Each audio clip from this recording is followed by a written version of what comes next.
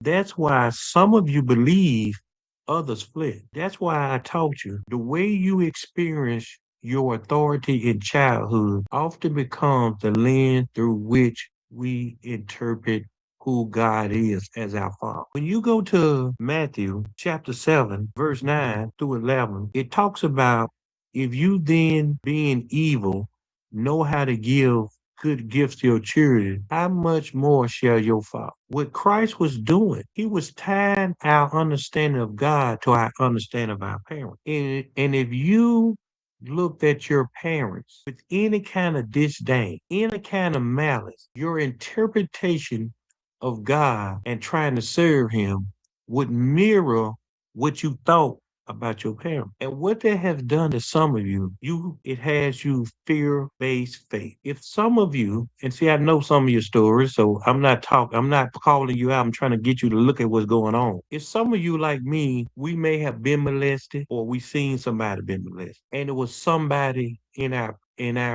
family. But back then, growing up, we knew who it was, but didn't nobody say nothing. So they just go through the family getting who they want because family didn't turn on family. Now watch this. So when we come to an age and we find out what happened at younger ages, the reason we can't trust God because we don't believe my mama would have did that, my daddy did that, my uncle did that, my sister. So now embedded in your DNA, you don't trust God because you couldn't believe the authority figure did what they did. Make sense to you? You don't trust God because now knowing God, your question is, whereas God is a God of love, why did he allow that to happen to me?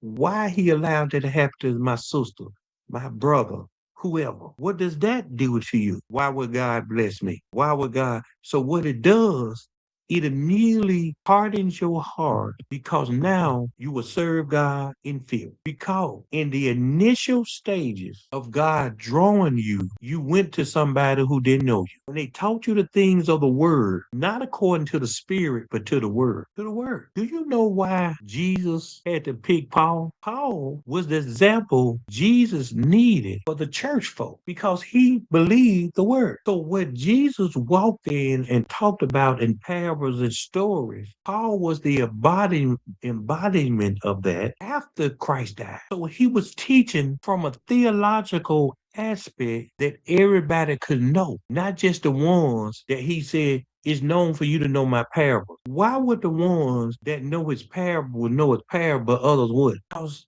you got to represent Christ to understand how he operates. So when we speak in parable, we're trying to bring your spirit into alignment to hear what God say to you. You ever heard God say one word and you just go thinking about that one word all day? And when you can't get it, you say forget it. So when we look at the authoritarian parenting style, and you grew up in that environment that says, do it because I said so. That means they taught you obedience is demanded, not explained. And some of you grew up with don't question God. That means any little affection you got, it was conditional. Have you ever been a child and your auntie grandmama gave you some money and your parents found out you got some money and then they said, hey, let me use that. Or they'll say, well, you stay here, you got to help pay them bills. Or did you grow up when you made a mistake? They just came down on you like no tomorrow. It could be something simple. You dumb son of a, you ain't gonna never be nothing. So what you began to experience was a punishment-based fear. Transformation, center we proclaim.